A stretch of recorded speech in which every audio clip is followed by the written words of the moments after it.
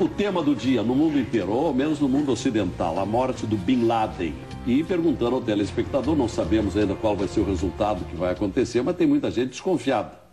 Hoje, durante todo o dia, muita gente se manifestando porque não conseguia entender, que é o que nós também não entendemos. Até eu vou pedir para Fátima Ali, que é de descendência muçulmana, que avance um pouquinho do que já expôs há pouco, com relação ao ritual dos muçulmanos. Tem que enterrar nas primeiras 24 horas, mas pela informação que veio, ele não foi enterrado, ele foi jogado no mar, né?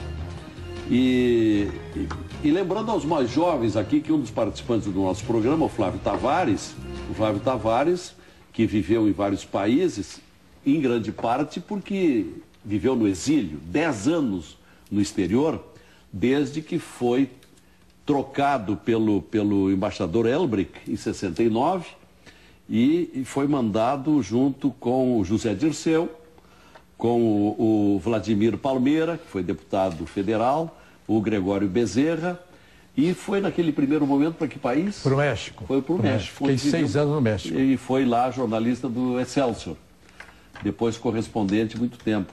Bom, mas voltando então ao nosso tema do dia, Fátima Ali. Bom, é engraçado que a imagem do terror que desapareceu hoje consiga juntar essa mesa, né, e consiga fazer com que eu esteja sentada do lado do senhor, né, porque historicamente nós estamos aqui conversando de consequências históricas, de um novo momento do mundo, né, e os Estados Unidos sempre fala muito em levar a democracia para todas as partes do mundo, né? E usa em muitos momentos a questão do direito humano para justificar algumas ações que comete. E quando eles invadem o Paquistão, essa ação militar que ocorreu no Paquistão, que segundo a declaração do Barack Obama, ele teve autorização do governo paquistanês, toda ação ela se desenrola sem respeitar o direito humano.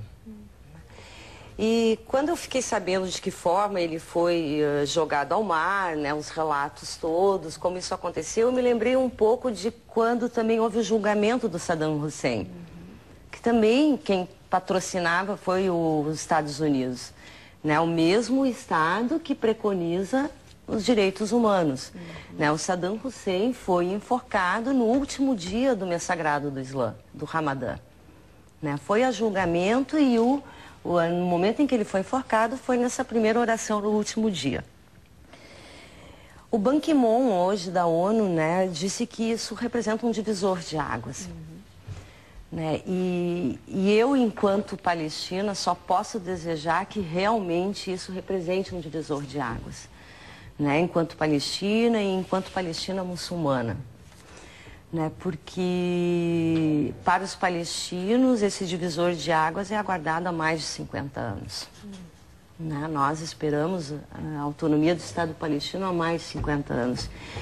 Você acha que está perto? Na construção, do jeito que as coisas estão evoluindo, eu não tenho essa certeza. Né, eu tenho quase... para não dizer que eu já tenho 50 anos e cresci acompanhando e vejo que os avanços é um passo para frente, literalmente 2 para trás, né? E também falando desse grande divisor de águas, e enquanto muçulmana, é de que esse preconceito se desmistifica um pouco, né? E é por isso que hoje eu vim aqui. Né, para que as pessoas consigam entender, consigam compreender que o muçulmano não está associado ao terror. Assim como eu não posso pensar em terror cristão, não posso pensar em terror judeu, as religiões elas não pregam o terror. Né? E ao longo desses anos, principalmente depois do atentado das Torres Gêmeas, né, principalmente os árabes muçulmanos pagaram um preço muito alto por isso e continuam pagando. E foi a justificativa para várias invasões. E hoje nós sabemos, e daí tu colocaste muito bem, de que o povo árabe, né, e o da África do Norte está construindo o seu movimento de libertação. Isso é importante. Diga-se de passagem, os movimentos de libertação sempre surgiram dos povos. Eles se organizam da sua maneira e dentro da sua cultura, na sua perspectiva. Né? E não precisa da intervenção, né, dos Estados Unidos para que nos libertem. Né? Então nós poderíamos falar historicamente de outras situações que aconteceram. Então, quanto Palestina, eu desejo realmente que isso seja um grande divisor de águas, né? Como foi a declaração hoje do Ban Ki-moon da ONU.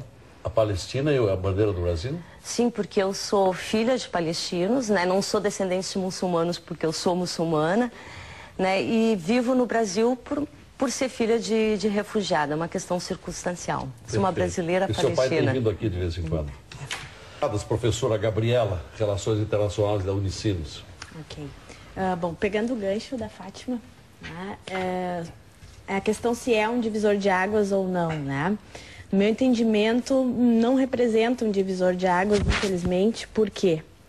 Porque, de um lado, a gente tem a estrutura da Al-Qaeda, a forma como o Bin Laden estruturou essa instituição, faz com que a Al-Qaeda não morra com o Bin Laden. Então, obviamente que daqui para frente a gente vai sofrer vários atentados em retaliação. Claro que a gente vai ter, provavelmente, atentados menores. Hoje, no Paquistão, eu já vi a notícia de um atentado menor. Provavelmente, então, essa movimentação, essa jihad, buscando nos fanáticos do mundo inteiro uma aderência agora a essa visão de Marte mesmo do Bin Laden. Então, pela estrutura, a Al-Qaeda está na internet, né, alqaeda.com. Então, é um outro tipo de terrorismo. E essa é uma questão muito interessante, até que gerou um debate muito grande na época da guerra do Afeganistão, depois da guerra contra o Iraque, a questão do terrorismo, que é justamente que hoje em dia, né, como que as regras do direito internacional, que foram criadas na perspectiva da relação entre Estados, pode agir adequadamente ou regulamentar adequadamente as questões que envolvem pessoas, né, organizações que não são estatais. Então, esse é um ponto. E a questão do terrorismo, nessa perspectiva, então, não vai sofrer grandes alterações. Vai continuar o terrorismo? Né, vai, com certeza. Mais ou menos não faz previsão? Eu acho que, no momento, a gente pode ter uma onda de pequenos atentados em países que tenham essa instabilidade maior. O outro ponto interessante, né, é que também não vai ser um divisor de águas na perspectiva das intervenções. Por quê? Porque basicamente a gente vem acompanhando uma alteração no discurso intervencionista, né? O que acontece? A gente passa então do abandono da guerra ao terror para agora essa ideia de responsabilidade em proteger. Então vejam a força desse discurso, né, de que a comunidade internacional tem uma responsabilidade em proteger a população civil que é massacrada nos diversos países. Então esse discurso é um discurso muito difícil da gente contestar. Então é o perigo, é um discurso muito perigoso e provavelmente a gente vai ter esse discurso sendo usado daqui para frente, aliado a essa tendência agora das populações mais jovens do mundo árabe de buscar reformas democráticas para os seus países. Então a gente só vai alterar o discurso, a gente abandona essa perspectiva da doutrina Bush, mas continua com um discurso diferente. E outra questão interessante também de lembrar é que o Obama ganhou o Prêmio Nobel da Paz no ano passado. 2009. 2009. 2009. E aí como é que fica, né? O Prêmio Nobel da Paz entra num país, diz que avisou por telefone, mas eu de fato tentei olhar isso e não consegui uma resposta adequada de como é que foi que de fato o Paquistão participou dessa ação. E aqui do Brasil, durante a visita, determinou o ataque à Líbia, né? Isso. Mas o prêmio Nobel de Medicina já foi dado para o homem que criou a lobotomia. Tudo bem. Mas a diferença que eu quero mostrar, assim, é a diferença do discurso, né, político do Obama na sua candidatura e que de fato levou à presidência. E agora, então, uma alteração, porque essa ação, o molde dessa ação está apoiado lá na doutrina Bush. Né? Tem muito a ver com o comportamento do Bush ao longo desse período inteiro. Então a gente tem aqui um retrocesso, ao meu ver, ou até um eventual conflito, né, dos argumentos do governo Obama. Perfeito. E acho que por isso a demora do pronunciamento. Eu fiquei acompanhando ontem à noite, meus filhos dormem tarde, então eu acabei vendo tudo isso, fiquei acompanhando ontem, era 1 da manhã, morreu. E aí a demora do Obama a fazer o pronunciamento atrasou mais de 1 hora. Justamente porque eu acho que ele está buscando as palavras para justificar esse tipo de ação que não tinha nada a ver com o discurso anterior. Hoje veio a notícia no Jornal Nacional de que ele acompanhou toda a operação, né? Sim. Ele estava em contato com o Paquistão o tempo todo e teria até mesmo a filmagem do ataque, ele teria recebido, né? Em tempo real. E o discurso da Hillary também é interessante a gente analisar, não sei se tem tempo. O nosso tempo é curto, mas vamos fazer um intervalo, vamos para as conclusões, principalmente pedindo aos nossos convidados que comentem ainda as consequências. Nesse particular, que é o que mais preocupa, e pelos pronunciamentos que nós ouvimos ali da enquete de rua, todos centralizam mais nesse aspecto. Talvez seja pior. A vingança, a retaliação seja maior a partir de agora. Isto é, a organização Al-Qaeda vai reagir. Será mesmo? É o comentário, independente do que pretendem dizer nas conclusões, que os nossos convidados comentem esse particular.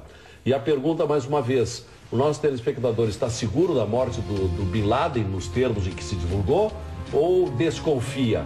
3299-2361 está seguro, 3299-2362 desconfia. Começamos o bloco final pelo nosso jornalista Flávio Tavares.